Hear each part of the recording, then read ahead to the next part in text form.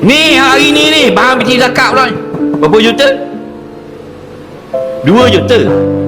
200 juta orang agama terlibat juga. Kat gitu baik nama. Dia sekarang tengah spin. Edo tengok. Itu orang curi je melo bahan 3 bulan je. Curi melo. Curi telur 4 utik 6 bulan je. Faham lagi? Jadi tengok ratus-ratus juta. Dah laku sikit dah. Piti zakat. Piti orang miskin. Faham?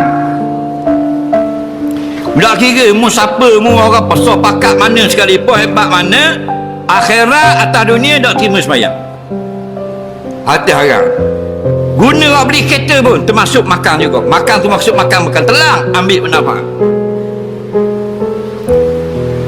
Dah sampai 200 juta berjuta-juta piti haram. Kalau seria pun masuk neraka. Sahabat Nabi berkata, man ishtara sauban bi asharati darahima, barang siapa membeli baju 10 ringgit, 10 dirham. Okey, dirhamun minha min haram, RM1 daripada duit haram, la tuqbal salatuhu madama fi, tidak akan diterima semayangnya selama dia pakai pakaian itu. Itu baru seria.